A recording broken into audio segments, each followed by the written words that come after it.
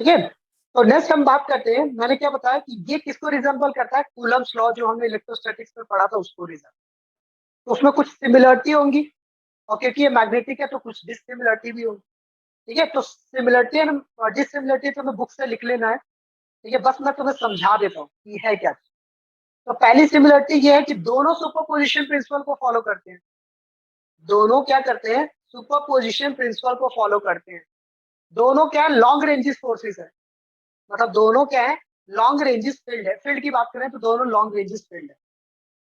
ठीक है। और डिसिमिलरिटी की बात करें, अगर हम डिसिमिलरिटी की बात करें तो यहाँ पर ये जो सोर्स है, मतलब ये मैग्नेटिक फील्ड किसकी वजह से राइज हो रहा है, करंट एलिमेंट की वजह से राइज हो रहा है। तो करंट एलिमेंट क्या है, वेक्टर क्वांटिटी है। बट वहां जो सोर्स था वो क्या था, तुम्हारा चार्ज था। वहां जो सोर्स था क्या था, तुम्हारा चार्ज था। और चार्ज क्या है, स्केलर क्वांटिटी है। चार्ज क्या है, स्केलर क्वांटिटी है। समझ में आ रहा है। तो यहाँ इसका जो सोर्स होता है वो वेक्टर क्वांटिटी है, और उसका जो सोर्स होता है वो क्या होता है, स्केलर क्वांटिटी होता है समझ में। बाकी ऑलमोस्ट सब कुछ सेम ही है, कूलम्स लॉ के जैसा ही है। ठीक है, डायरेक्शन समझ में आ गया सबको। अच्छा, डायरेक्शन को थोड़ा और अच्छे से देखते हैं। सपोज करो, अगर ये स्ट्रेट करंट वायर है, इस पॉइंट पे तुमसे मैग्नेटिक फील्ड पूछूं तो बताओ क्या होगा। मैग्नेटिक फील्ड की डायरेक्शन बताओ क्या होगा। मैग्नेटिक फील्ड की क्या डायरेक्शन होगी बताओ। इनवर्ड। इनवर्ड, गुड, शाबाश, बहुत बढ़िया। अच्छा, यही वायर है, अगर इस पॉइंट पे मैं तुमसे पूछूं तो क्या होगा।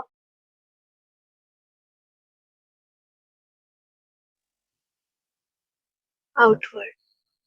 आउटवर्ड, गुड, शाबाश, बहुत बढ़िया। अगर किसी के आगे है, सपोज कर लो ये वायर ऐसी है, वायर ऐसा, पॉइंट यहाँ है, मतलब ये वायर ऐसी है, पॉइंट यहाँ है। ठीक है, तो लेफ्ट की तरफ होगा कि राइट की तरफ होगा। दोबारा से समझो, वायर ऐसी है और उसके आगे है, मतलब आगे 3D अगर देखोगे तो इसके आगे यहाँ पे पॉइंट है, यहाँ पर पॉइंट है। दोबारा से देखो, ये वायर है, यहाँ पर पॉइंट है। ठीक है, मतलब आगे की तरफ पॉइंट है। ठीक है, तो फिर क्या होगी डायरेक्शन, लेफ्ट की राइट। तो तुम क्या करोगे, ऐसे करंट की डायरेक्शन में था और ऐसे आगे की तरफ कर्लिंग करोगे तो क्या होगा, राइट की तरफ जाएगा। तो इससे हम क्या समझते हैं कि जो हमारा मैग्नेटिक फील्ड क्या होता है वो क्लोज लूप फॉर्म करता है। यानी कि उसके जो फील्ड की डायरेक्शन होगी वो कैसे होगी, ऐसे होगी, ऐसे होगी, ऐसे होगी। समझ में आ रहा है, समझ में आ रहा है, ये चीज क्लियर आ रही है, सबको समझ में आ रहा है। अगर ये डायग्राम ड्रॉ कर लेना, अगर नीचे की तरफ आएगा तो मैग्नेटिक फील्ड की डायरेक्शन ऐसे होगी। नहीं, डायरेक्शन उल्टा कर दिया, मतलब डायरेक्शन कैसे होगी, ऐसे होगी, ऐसे। मतलब इधर अंदर की तरफ होगा, उधर बाहर। थोड़ा सा ये 3D समझ लेना इसको, तो अच्छे समझ में आ जाएगा।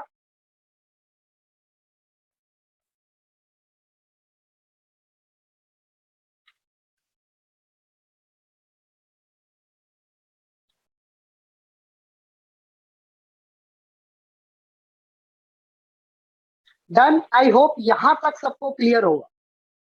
यहां तक सबको क्लियर होगा। अब मैं बहुत ही इंपॉर्टेंट इसकी एप्लीकेशन सिखाने जा रहा हूं। ठीक है, मतलब बायोट सेवर्ट लॉ का यूज करके हम एक डेरिवेशन करेंगे कि अगर स्ट्रेट, ये तो हमने डायरेक्शन की बात करी, अगर स्ट्रेट करंट कैरिंग वायर है तो उसमें मैग्नेटिक फील्ड कितना होगा, यानी उसका मैग्नीट्यूड क्या होगा, है ना। तो नेक्स्ट हेडिंग लिखो, मैग्नेट, नेक्स्ट हेडिंग लिखो, magnetic field due to a, next heading लिखो, magnetic field due to a, next heading लिखो, magnetic field due to a, magnetic field due to a straight wire carrying current. या सीधा ऐसे भी लिख सकते हो, straight current carrying wire, straight current carrying wire, straight current carrying wire, straight current carrying wire. ठीक है, तो मैं एक स्ट्रेट वायर बना देता हूं। ये लो, हमारा ये स्ट्रेट वायर हो गया। ये क्या हो गया हमारा, स्ट्रेट वायर हो। ये क्या चीज होगी, हमारी स्ट्रेट वायर होगी। और से एक परपेंडिकुलर डिस्टेंस ए पे एक पॉइंट है। परपेंडिकुलर डिस्टेंस क्या हो गया, ए हो गया है। परपेंडिकुलर डिस्टेंस क्या होगा, ए हो गया। तो ए पॉइंट पे, मतलब ए डिस्टेंस पे हमारा एक पॉइंट है। ए डिस्टेंस पे क्या है, हमारा एक पॉइंट है। तो वहां पे हमें मैग्नेटिक फील्ड की वैल्यू निकालनी। तो हमारा, तो हमने क्या किया, यहाँ पे एक करंट एलिमेंट, हमने यहाँ पे क्या कर लिया, एक करंट एलिमेंट लिया। ठीक है, उस करंट एलिमेंट से जो इसका डिस्टेंस है वो कितना है, आर। करंट एलिमेंट से जो उसका डिस्टेंस है आर, और यहाँ जो थीटा बन रहा है, मतलब जो एंगल बन रहा है उसको क्या बोल दिया, थीटा। जो एंगल बन रहा है उसको क्या बोल दिया, थीटा बोल दिया है। यहाँ तक सीधे समझ में आ रही है सबको। ड्रॉ कर लो इसको फटाफट। और ये डायग्राम थोड़ा बड़ा बनाना, ये डायग्राम थोड़ा सा बड़ा बनाना। अच्छा, सपोज कर लो, सपोज करो कि हम क्या कर रहे हैं, सपोज इसके साथ जो एंगल बना रहा है, इस एंड के साथ जो एंगल बना रहा है, वो एंगल क्या बना रहा है, फाई वन। ये जो एंगल बना रहा है, ये क्या बना रहा है, फाई वन। ये एंगल क्या बना रहा है, फाई वन। यानी इस पॉइंट पे खड़े होके तुम इस पॉइंट को देखते हो तो तुम्हारा कितना एंगल बनता है, फाई वन। तो ये कैसे मूव कर रहे हैं, ये मूव कर रहे हैं एंटी क्लॉकवाइज, तो ये पॉजिटिव का रहता है। अगर तुम ऊपर की तरफ मूव करोगे तो यहाँ भी एक एंगल बन रहा है, तो उस एंगल को क्या बोलेंगे, फाई टू। बट ये क्या होगा, नेगेटिव का, क्योंकि तुमने ये डायरेक्शन पॉजिटिव मान। अगर ये डायरेक्शन पॉजिटिव मान ली तो ये वाली डायरेक्शन क्या लोगे, नेगेटिव लोगे ना। ये डायरेक्शन क्या लोगे, नेगेटिव लोगे। दोबारा से समझा देता हूँ है क्या चीज। एक स्ट्रेट करंट कैरिंग वायर है, स्ट्रेट करंट कैरिंग वायर है। परपेंडिकुलर डिस्टेंस ए पे एक पॉइंट पी है। ठीक है, उससे हमने एक करंट एलिमेंट ले लिया जिसका डिस्टेंस आर है। और करंट एलिमेंट के साथ डिस्टेंस का ये जो एंगल है वो थीटा है। ठीक है, और इसके साथ इसके एंड का जो एंगल बन रहा है वो फाई वन है, और उसका जो एंगल बन रहा है वो फाई टू है। इसका जो एंगल बन रहा है वो क्या है, फाई टू है। और अगर मैं करंट एलिमेंट से एंगल पूछूं करंट एलिमेंट से एंगल जो पूछूं तो ये क्या है, फाई है। करंट एलिमेंट से जो एंगल पूछूं तो वो क्या है, फाई है। डायग्राम सभी ड्रॉ कर लो अच्छे से। अच्छा, इस जहां से परपेंडिकुलर डिस्टेंस ड्रॉ किया है उससे करंट एलिमेंट का जो डिस्टेंस है उसको मैं किससे लिख रहा हूँ, ए से। अरे इससे तो हमने, इसको एल से लिखो, इसको क्या करो, एल से लिखो। और करंट एलिमेंट तो हट ही गया, करंट एलिमेंट है यहाँ, डी है। डायग्राम सब नोट कर लो अच्छे से, डायग्राम अच्छे से सभी नोट कर लो। उसके बाद लिखो according to biot savart law. ये हमारा फॉर्मूला है, mu naught I dl sine theta, mu naught I dl sine upon में आर स्क्वायर। यहाँ तक सभी नोट कर लो। यहाँ तक अगर किसी को कोई दिक्कत तकलीफ है तो मुझे बता सकते।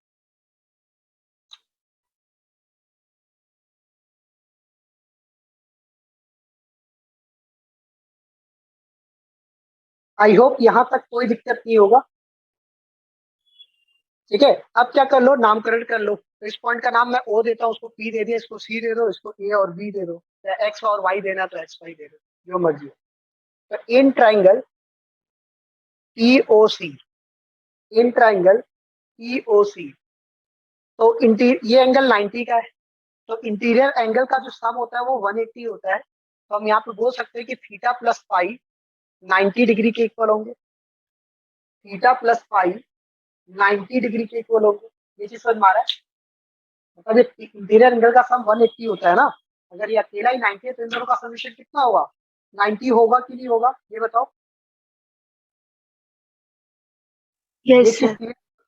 ठीक है, गुड, शाबाश, बहुत बढ़िया। अच्छा, यहाँ से मैं अगर थीटा निकालना चाहूँ तो क्या लिख सकता हूँ, 90 - 5 लिख सकता हूँ।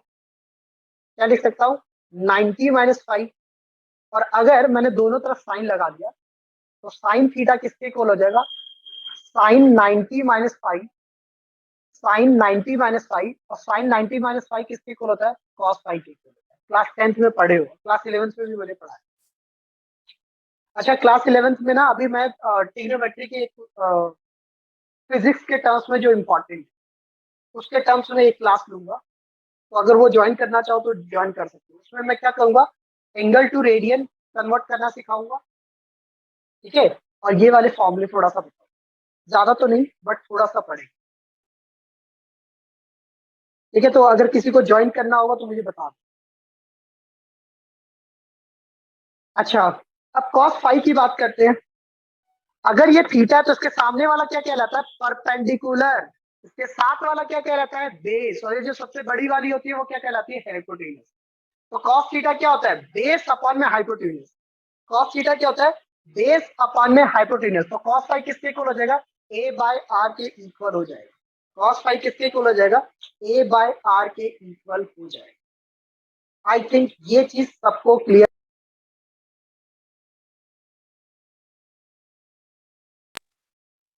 हो रही होगी, ठीक है। तो यहां से क्या करो, आर की वैल्यू निकाल लो। तो आर की वैल्यू किसके इक्वल हो जाएगी, ए अपॉन में कॉस फाई की। आर की वैल्यू किसके इक्वल हो जाएगी, ए अपॉन में कॉस फाई के इक्वल हो जाएगी। इस चीज को लिख लो, इस चीज को क्या करो, कॉपी में लिख लो अच्छे से,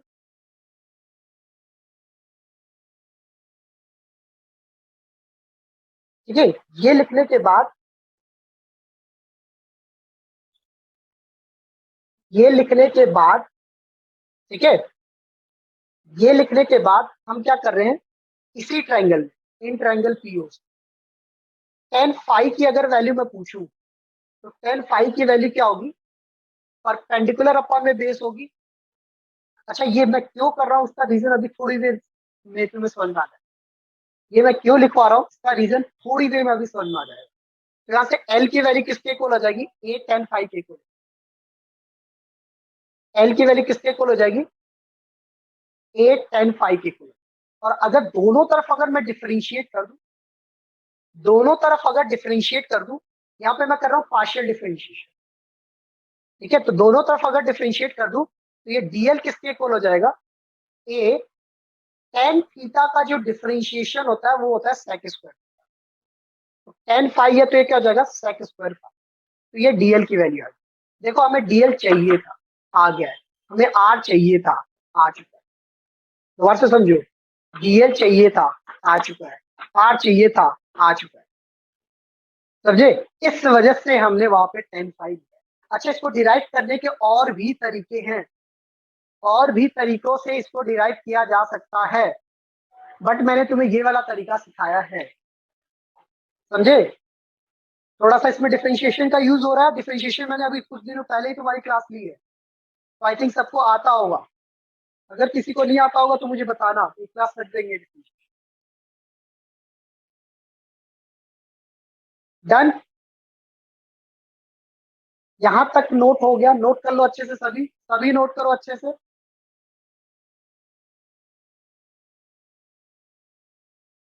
यहां तक किसी को कोई दिक्कत है, हमने क्या किया, according to biot savart law,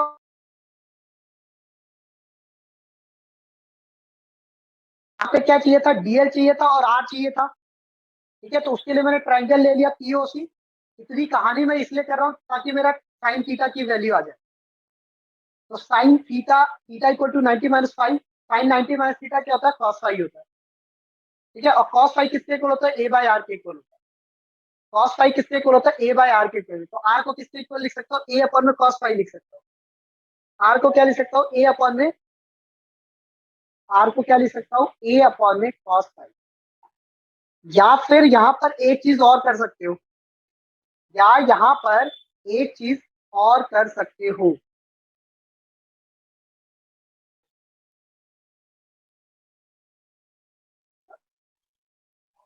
अगर ये ट्रायंगल पहले लेना चाहो, टेन फाइव पहले ही भी ले सकते हो। टेन फाइव क्या लिख सकते हैं, परपेंडिकुलर अपॉन में बेस, यानी एल अपॉन में ए। फिर उसके बाद यहाँ डिफरेंशिएट किया है, इस चीज को समझ लो। यहाँ क्या क्या डिफरेंशिएट किया है, डीएल सपोज कर लो एक्स के रिस्पेक्ट में डिफरेंशिएट कर रहे हो, या फिर फाइव के रिस्पेक्ट में, किसी भी टर्म्स के रिस्पेक्ट कर रहे हो, पार्शियल डिफरेंशिएशन बोलते हैं। तो पार्शियल डिफरेंशिएशन में किसके रिस्पेक्ट में डिफरेंशिएट करते हैं ये हम नहीं लिखते, ठीक है। तो DL equal to a sec square phi हो गया। अच्छा, साथ में D5 भी आएगा, साथ में क्या आएगा, D5 भी आता है। इस डिफरेंशिएशन में किसी को दिक्कत हो तो बताओ, मैं एक बार डिफरेंशिएट करके दिखा दूंगा तुम्हें, जैसा तुमने सीखा है। No doubt sir. ठीक है, गुड। अगर किसी को नो डाउट है तो सर। कुछ मत करना। ठीक है, गुड। dl/dt कर लेना, सपोज करो dl/dt कर लेते हो, dl/dt आएगा, ठीक है, रिस्पेक्ट टू डिफरेंशिएट ए को वैसे का वैसा, tan का डिफरेंशिएशन sec स्क्वायर फाई होता है, तो फाई का भी करोगे तो d5/dt आएगा, तो dt से dt, ये समझ लो dt से dt कट गया, वैसे काटते नहीं है, बस समझाने के लिए बता, dt से dt कट गया तो यहाँ से dl की वैल्यू। अच्छा, इन सब की वैल्यू इसमें पुट करो, इन सब की वैल्यू इसमें पुट करो, तो इन सब की वैल्यू जब इसमें पुट करोगे तो म्यू नॉट अपॉन में 4 पाई ऐसे का ऐसा रहेगा। आई को भी ऐसे का ऐसा ही रखो, आई को भी छेड़ो मत। डीएल की जगह क्या लिख सकते हैं, A sec square phi d phi, ये पूरा डीएल की जगह लिखा है। ठीक है, साइन थीटा की जगह क्या लिख सकते हो, कॉस फाई लिख सकते हो, साइन थीटा की जगह क्या लिख सकते हो, कॉस फाई लिख सकते हो, साइन थीटा की जगह क्या लिख सकते हो, कॉस फाई लिख सकते हो। अच्छा, आर की जगह क्या लिख सकते हो, ए अपॉन में, अच्छा इसको थोड़ा और सिंप्लीफाई करते हो, अगर इसको थोड़ा और सिंप्लीफाई करते हो तो 1 अपॉन में कॉस क्या कहलाता है, 1 अपॉन में कॉस क्या कहलाता है, सेक कहलाता है, 1 अपॉन में कॉस क्या कहलाता है, सेक कहलाता है। तो मैं उसको सीधा क्या लिख सकता हूँ, इसका स्क्वायर करोगे तो ए स्क्वायर सेक स्क्वायर फाई होगा, ये आर की वैल्यू लिखा है, ये क्या क्या है, आर की वैल्यू लिखा है, इसके साथ ये भी लिख देना।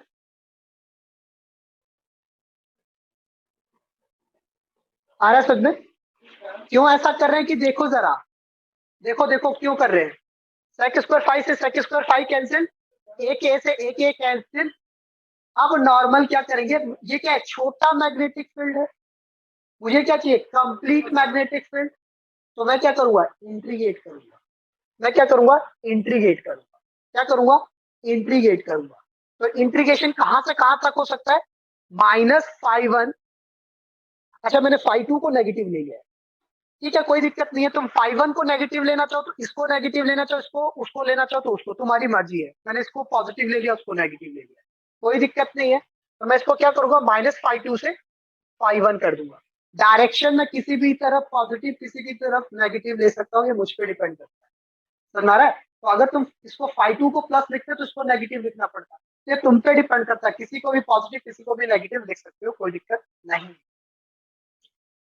अच्छा, ये डिफरेंशिएट करोगे तो ये मतलब इंटीग्रेट करोगे तो बी आ जाएगा, म्यू नॉट आई अपॉन में 4 पाई ए, कांस्टेंट है, कांस्टेंट बाहर, क्या हो गया, कांस्टेंट बाहर। कॉस फाई का इंटीग्रेट क्या होता है, माइनस साइन फाई होता है, कॉस फाई का इंटीग्रेट क्या होता है, माइनस साइन फाई होता है, नहीं रुको रुको, कॉस का सॉरी, कॉस का इंटीग्रेट नॉर्मल साइन फाई होता है, और ये -φ2 और ये +φ2, ये चीज इरेज कर रहा हूँ, ये चीज क्या कर रहा हूँ, इरेज कर रहा हूँ। इसके बाद तुम्हें क्या करना है, upper limit minus lower limit करना है, और कुछ नहीं करना, upper limit minus lower limit करना है, कोई फर्क नहीं पड़ता, इरेज कर रहा हूँ।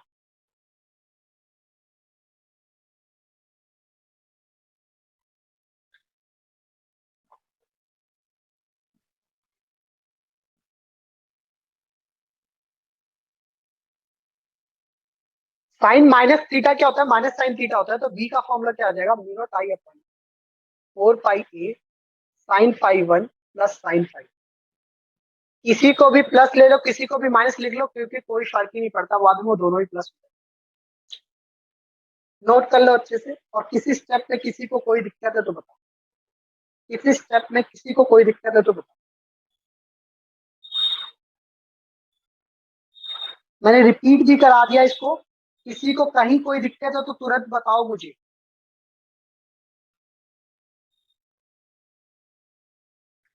किसी को कोई दिक्कत नहीं है,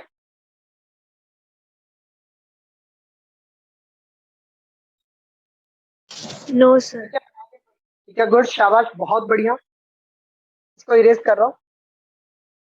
अच्छा, मैं तुम्हें बार बार इसलिए बोलता हूँ, मतलब तुमसे पूछता हूँ ताकि मुझे पता चलता रहे कि मतलब तुम एक्टिव हो कि नहीं। इसके देखते हैं स्पेशल केसेस, अभी क्या देख रहे हैं इसके स्पेशल केसेस। तो स्पेशल केसेस में पहला केस क्या है, अगर इनफाइनाइट लेंथ हो, इनफाइनाइट लेंथ हो। पहला केस क्या है, अगर इनफाइनाइट वायर हो, इनफाइनाइट वायर हो, और ये जो पॉइंट हो ना वो इनके सेंटर पे हो, मतलब ये भी है इधर भी है, और पॉइंट क्या है सेंटर पे। तो इस केस में, अच्छा, अगर मैं तुम्हें बोलूं, तुम्हें क्या करना है, देखना है, इन्फिनिटी देखना है, तो इन्फिनिटी देखने के लिए तुम क्या करोगे, अपना चेहरा ऐसे ऊपर की तरफ करोगे, अपना चेहरा क्या करोगे, ऊपर की तरफ करोगे, तो कितना ऊपर करोगे, पूरा 90 डिग्री। तो इनफाइनाइट के केस में फाई वन फाई टू दोनों ही किसके इक्वल होगा, 90 के इक्वल होगा। अपन सिंपल सी बात है, तुम्हें इन्फिनिटी देखना है, जरा ऊपर की तरफ देखो इन्फिनिटी। ठीक है, अगर तुम्हें इन्फिनिटी देखना है तो तुम क्या करोगे, ऊपर की तरफ पूरा देखोगे, ऊपर की तरफ पूरा कितना देखोगे, 90 डिग्री, पूरा वर्टिकल करोगे ना खुद को। तो फाई वन और फाई टू दोनों ही 90 होगा। तो यहाँ जो केस बनेगा वो क्या बनेगा, म्यू नॉट आई अपॉन में 4 pi A, 4 pi A sign 90 क्या होता है 1, साइन 90 क्या होता है 1, तो 1 + 1 क्या हो जाएगा 2, 1 + 1 क्या हो जाएगा 2। तो यहाँ पे रिलेशन क्या बन जाएगा, म्यू नॉट आई अपॉन में 2 पाई ए। यानी इनफाइनाइट वायर के लिए जो मैग्नेटिक फील्ड बनता है वो कितना बनता है, म्यू नॉट आई अपॉन में 2 पाई ए। और ए क्या है, परपेंडिकुलर डिस्टेंस है। ए क्या है, परपेंडिकुलर डिस्टेंस है। और ये अभी ये पॉइंट क्या है, सेंटर पे है, और ये इंफिनिटी पे है।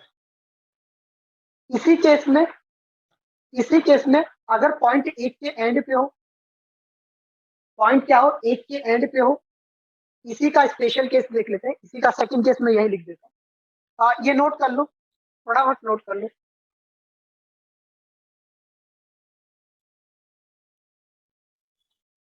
फटाफट नोट कर लो। एट वन एंड हो, इसी का एक केस ले लो, एट वन एंड। अगर किसी के एक एंड पे हो, अगर किसी के एक एंड पे हो, तो फाई वन क्या बन जाएगा, 90 ही रहेगा, लेकिन जिसके एंड पे है वहां तो एंगल कितना बनाएगा, 0 डिग्री बनाएगा। तो साइन जीरो क्या होता है, जीरो। साइन जीरो क्या होता है, जीरो। और साइन 90 क्या होता है, 1। तो उस समय मैग्नेटिक फील्ड जो बनेगा वो म्यू नॉट आई अपॉन में 4 पाई है। यानी सेंटर पे 2 पाई है आधा, और यहाँ पे क्या है 1/4। इन दोनों में बड़ा कौन है ये बताना, इन दोनों में बड़ा कौन है। infinity. हाँ ये वाला, वैसे ये भी इन्फिनिटी का केस है, बट ये एक एंड पे है और ये सेंटर पे, एट सेंटर है। ये सेंटर पे है और वो एक एंड पे।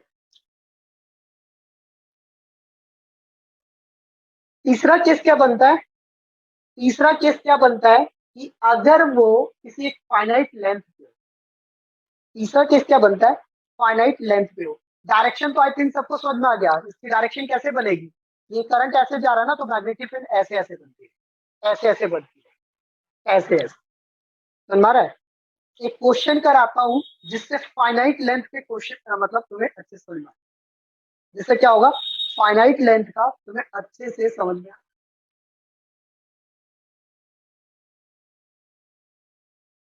नोट कर लिया तो इरेज कर दो उसको। देखो हमारा क्वेश्चन क्या है, एक स्क्वायर है, एक स्क्वायर है जिसमें आई करंट फ्लो कर रहा है, इसमें क्या कर रहा है, आई करंट फ्लो कर रहा है, और इसका ये सेंटर है। ठीक है, आई करंट यहाँ भी है, यहाँ भी है, यहाँ भी है, हर जगह आई करंट है, आई करंट लेंथ। और ये जो लेंथ दे रखा है वो कितना दे रखा है, 2 है, ये लेंथ सारा बराबर होगा। तो तुमसे पूछा जा रहा है, तुमसे पूछा जा रहा है कि जो पॉइंट ओ है, यानी डायगोनल का जो इंटरसेक्शन है या फिर बोल लो सेंटर है, उस पे मैग्नेटिक फील्ड क्या हो, उस पे मैग्नेटिक फील्ड क्या हो। ठीक है, तो देखो, अगर मैं एक वायर से निकालूं, पहले एक वायर से निकाल लेता हूँ क्योंकि मैंने एक स्ट्रेट वायर के लिए पढ़ा है, तो एक वायर के निकालता हूँ। अच्छा ये 2 है तो ये भी 2a होगा। अच्छा, अगर ये टोटल 2a होगा तो ये वाला डिस्टेंस कितना होगा, a होगा। ये वाला डिस्टेंस कितना होगा, a होगा। अच्छा,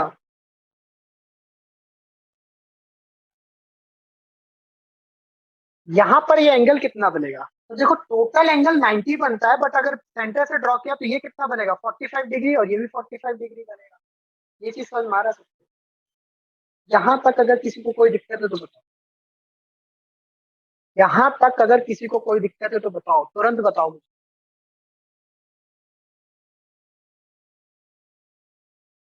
यहाँ तक किसी को कोई दिक्कत नहीं है? No sir. ठीक है, गुड। इसमें फाइव वन भी 45, फाइव टू भी 45। सिंपल फॉर्मूला लगा दो। सिंपल क्या करो, फॉर्मूला लगा दो। तो बी क्या हो जाएगा? म्यू नॉट आई अपॉन में 4 पाई ए। ठीक है, और साइन 45 की वैल्यू डायरेक्ट लिख दो, 1/√2। साइन 45 की वैल्यू 1/√2। साइन 45 1/√2। और इसको सॉल्व कर दो। अच्छा, इससे डायरेक्शन बताना जरा, फटाफट डायरेक्शन। कोई और बताएगा? सिर्फ बाकी सब एक्टिव नहीं हो क्या?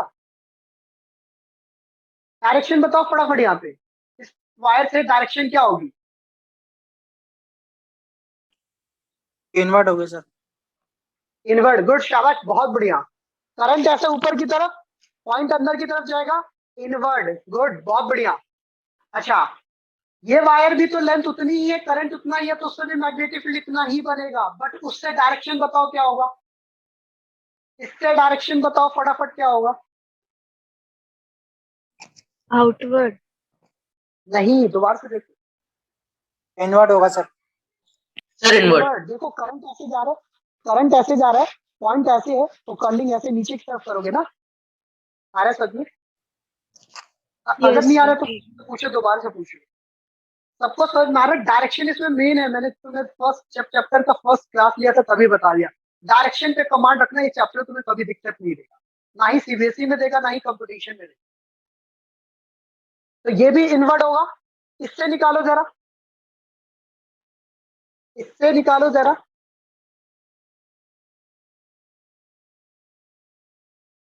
इससे भी इनवर्ड आ रहा है।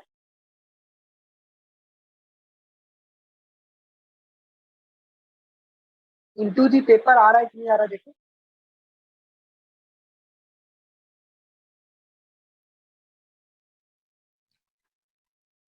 करंट ऐसे जा रहा है ना, पॉइंट ये रहा, ये देखो इनटू दी पेपर। ये देखो करंट ऐसे नीचे की तरफ, पॉइंट ये है, इनटू दी पेपर। और यहाँ देखोगे तो करंट ऐसे, पॉइंट ये, इनटू दी पेपर। यानी चारों से इनटू दी पेपर। टोटल निकालना है, नेट निकालना है, तो इसी को 4 से मल्टीप्लाई कर दूं, और इसको लिख देता हूँ इनटू दी पेपर। इसको क्या लिख देता हूँ? Into the paper. इसको क्या लिख दिया हमने? Into the paper. समझ में आ गया सबको?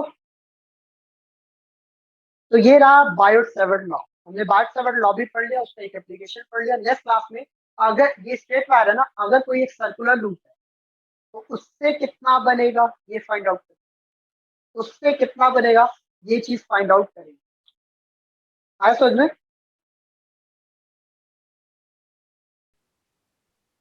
इनफाइनेटली स्ट्रेट वायर है जिसमें करंट फ्लो कितना कर रहा है? 100 एम्पियर कर रहा है। जिसमें करंट कितना फ्लो कर रहा है? 100 एम्पियर कर रहा है।